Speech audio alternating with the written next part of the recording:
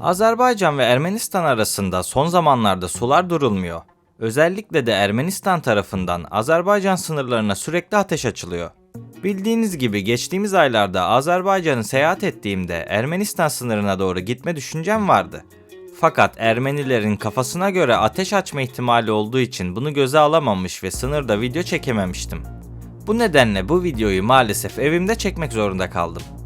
Velhasıl işin ilginç yanı ise aslında bu iki ülke barış anlaşması imzalamak üzereydi. Hatta Ermenistan Başbakanı Paşinyan, biz barış görüşmelerinin yapılacağı yer ve tarih için müzakerelere başlamaya hazırız şeklinde açıklama yapmıştı. Fakat ne olduysa bu açıklamadan sonra oldu. Ermeniler 16 Mart'ta Azerbaycan mevkilerine doğru 24 saat içerisinde 3 kere ateş açtı. Dolayısıyla Paşinyan her ne kadar barıştan yana bir tavır sergilese de onun bu tutumu ordusuyla uyuşmuyordu. Çünkü Ermenistan Silahlı Kuvvetleri Paşinyan'dan bağımsız olarak hareket edebiliyor ve ateş açabiliyor. Buradaki anlaşmazlığın ana nedeni ise Ermenistan'ın aslında Avrupa tarafından destek bulması. Zaten bu nedenle İlham Aliyev de Fransa Ermenistan'ı yeni bir savaşa sürüklüyor şeklinde açıklama yapmıştı. Evet, şu anda Ermenistan sınırları içerisinde Avrupa askerleri güvenliği sağlıyor diyebilirim. Ülkedeki Rus etkisinin azalmasından sonra Avrupa Birliği için Ermenistan daha önemli bir hal aldı.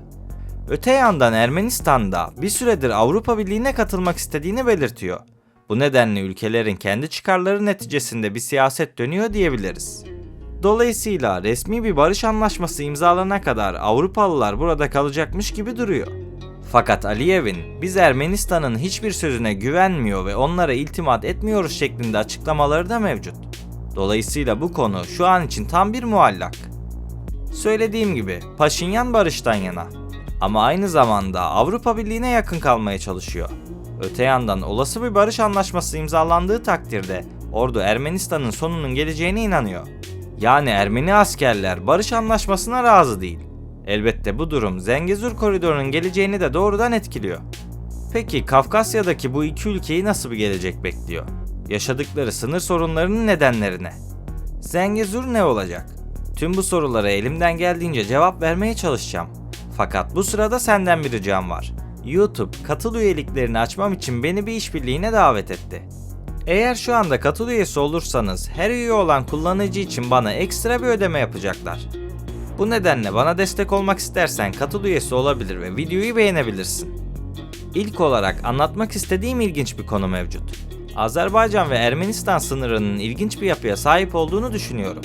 Çünkü Azerbaycan'ın Ermenistan sınırları içerisinde, Ermenilerin ise Azerbaycan sınırlarında toprağı var. Elbette bunun en büyük sebebi Sovyetler Birliği döneminde belirlenen sınırlar. Sovyetler Birliği'nin dağılmasının ardından bu iki ülke arasında birçok anlaşmazlık yaşandı. Dolayısıyla bu süreçte Azerbaycan'ın Ermenistan içerisinde bazı toprakları kaldı. Bunlardan en çok bilinenleri ise Sofulu ve Yukarı Eskipara. Şu anda ekranınıza getirdiğim bu harita 1886-1890 yılları arasında Ermenistan topraklarında yaşayan Azerbaycanlıların yaşadıkları bölgeleri gösteriyor. Bu verilerden şunu söyleyebilirim ki Ermenistan'da yaşayan Azerbaycanlılar ve diğer Türk nüfusunun sayısı geçmişte birkaç yüz bin kişiye ulaşıyordu. Fakat Karabağ Savaşları'ndan sonra gelişen süreçte bu sayı neredeyse sıfıra indi. 1888-89 yılları arasında zirveye ulaşan Türksüz Ermenistan politikası yüzünden şimdiki Ermenistan sınırlarında hiçbir Türk kalmadı. İşte bu videoda artık içinde hiçbir Türk yaşamıyor olsa da haritada hala Türk olan bazı köylere gideceğiz. Bu topraklardan ilk ziyaret edeceğimiz yerse Yukarı Eskipara. Burası Ermenistan toprakları içerisinde kalan araziler arasında en büyüğü olarak dikkatleri üzerine çekiyor. Yani Yukarı Eskipara, Azerbaycan'a ait bir ekslav toprak. Yukarı Eskipara ile Azerbaycan anakarasının arasında bir köy bulunuyor. İşin ilginç yanı ise bu köyün adı da Eskipara.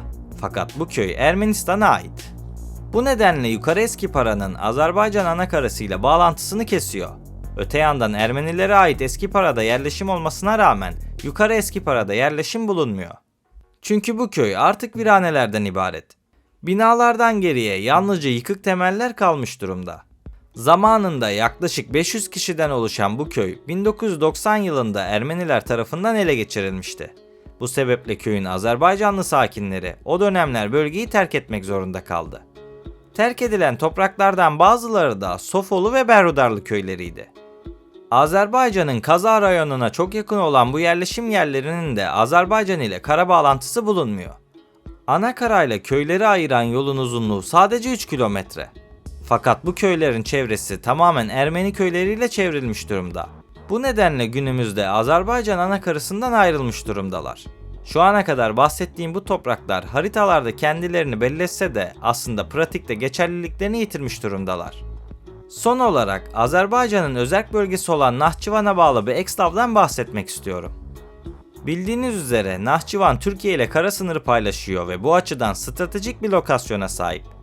Şimdiye kadar bahsettiğim ekslavlar Azerbaycan anakarasına yakın olanlardı.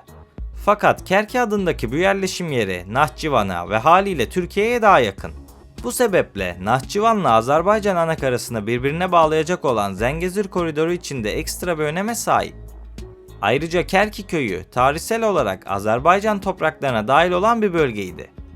Ancak Sovyetler Birliği döneminde etnik ve coğrafi sınırların belirlenmesi sırasında burası Ermenistan Sovyet Sosyalist Cumhuriyeti'nin sınırları içerisinde kalmıştı. Fakat o dönemlerde bile Kerki'de çoğunlukla Azerbaycanlılar yaşıyordu. Karabağ Savaşı ve sonrasındaki etnik gerilimler nedeniyle birçok Azerbaycanlı bölgeyi terk etmek zorunda kalmıştı. Dolayısıyla tıpkı diğer yerleşim yerleri gibi maalesef bu bölgede günümüzde Ermenistan'ın kontrolü altında kalmaya devam ediyor. Burada yerleşim devam etmiyor olsa da bu bölgeden göç etmek zorunda kalan insanlar Nahçıvan'a yerleşmek zorunda kaldı. Göç ettikleri bu yeni yerleşim alanına Yeni Kerki adını vererek atalarına hürmetlerini göstermeyi ihmal etmediler. Ama buranın da nüfusu tahmin ettiğiniz kadar kalabalık değil. Muhtemelen 500 kişi dolaylarında. Velhasıl bu köyleri sizlere uzun uzun anlatmak isterdim. Fakat ne yazık ki haklarında pek fazla bilgi ve kaynak yok.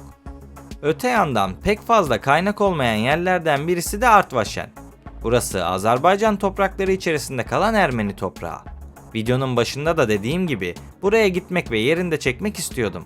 Fakat buraya elinizi kolunuzu sallayarak giremezsiniz. İnanın bana birçok polis ve askeri personele danıştım. Onlar da oranın ormanlık ve dağlık alan olduğunu, askerlerin ateş açabileceğini söyledi. Olsa olsa en fazla bu bölgeyi uzaklardan görebilirdik ve görebileceğimiz en yakın yerde başkente yakın küçük yerleşim yerleriydi. Fakat başkent deyince kafanız karışmasın. Başkent dediğim yer Ermenistan toprağı sayılabilecek bir bölge. Dolayısıyla Azerbaycan'ı Ocak ayında ziyaret ettiğim için hava zaten karlıydı ve bu nedenle riski göze alamadım. O yüzden anlatımımı maalesef Google haritalar üzerinden yapacağım. Burası Azerbaycan'ın Gedebey rayonunda Ermenistan sınırına yakın bir konumda bulunuyor. Yaklaşık 400 kilometrelik bir alanı kapsıyor. Tahmin edebileceğiniz gibi Karabağ'da yaşanan savaş sırasında Artvaşen gibi bölgelerdeki etnik gerilimler artmıştı. Bu gerilimler sonucunda tıpkı Ermenistan'daki Azerbaycan köylerinde olduğu gibi Artvaşen'deki Ermeni nüfusunun büyük bir kısmı bölgeyi terk etmek zorunda kalmıştı. Köyün tarihini inceleyecek olursam 1850'lerde Ermeniler tarafından kurulduğunu söyleyebilirim. O günden sonra Ermeniler yaklaşık 80 yıl boyunca burada yaşadı. Fakat 1923-1929 yılları arasında Artvaşen'le ilgili toprak anlaşmazlığı yaşandı. Bu süreçler Ermenistan'la yine çözülmüştü. Fakat sonrasında anlaşmazlıklar devam etti ve 1927'de Artvaşen'i çevreleyen arazi Azerbaycan'a verildi. Bunun üzerine köyün adı da başkent olarak değiştirildi. Bu süreçlerin ardından Ermeni nüfusu burayı terk etmek zorunda kaldı.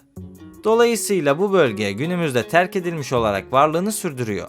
Şu anda Gedebey bölgesinin bir parçası olarak Azerbaycan tarafından yönetiliyor. Sınırların iç içe geçtiği ama maalesef yaşamın olmadığı yerler buralar. Velhasıl iki ülke arasındaki yaşanan tüm bu toprak anlaşmazlıklarının kökeni elbette Sovyetler döneminde çizilen sınırlara dayanıyor. Bu nedenle iki ülke arasında çizilen sınırlar günümüzde oldukça karmaşık. Bu karışıklığı gidermek adına toprak iadelerini de kapsayan bazı anlaşmalar gündeme gelebiliyor. Öyle ki bu kapsamda Ermenistan bazı köyleri bile iade etti. Mesela bu köyler arasında aşağı eski para vardı. Fakat yukarı eski para köyünde henüz bir anlaşma söz konusu değil. İşte bu videoda anlattığım bölgeler için uzun yıllardır müzakereler devam ediyor. Ancak Ermenistan sürekli fikir değişikliğine gittiği için bu durum süreci olumsuz etkiliyor. Kim bilir, belki de bu sorunlar çözülmediği sürece bu iki ülke arasındaki sınır sorunları devam edecek. Dolayısıyla bu durum doğrudan Zengezur Koridoru'nun geleceğini de etkileyecek. Bildiğiniz gibi Türkiye ile sınırı olan tek Türk ülkesi Azerbaycan. Fakat bu durum teknik olarak böyle görünse de ne yazık ki Türkiye'nin Azerbaycan anakarasıyla doğrudan bir bağlantısı bulunmuyor. Çünkü Nahçıvan ve Azerbaycan anakarasını Ermenistan bölüyor diyebiliriz. İşte Zengezur Koridoru dediğimiz bu koridor eğer açılırsa Türk dünyasını birbirine bağlayacak kadar öneme sahip. Dolayısıyla Zengezur Koridoru Türkiye'den Azerbaycan'a, oradan da Orta Asya Türk Cumhuriyetlerine karayoluyla doğrudan bağlanma imkanı sağlayabilecek bir koridor. Koridorun açılmasıyla beraber Türkiye ile Türk dünyası arasındaki fiziki kopukluk giderilmiş olacak. Öte yandan bu koridor Ermenistan için de ekonomik fırsatlar barındırıyor. Mesela geçtiğimiz günlerde Iğdır-Nahçıvan boru hattı hizmete girdi. Bu hat Azerbaycan anakarasıyla entegre hale getirilebilir. Ama bunun için Zengezur Koridoru'nun açılması şart.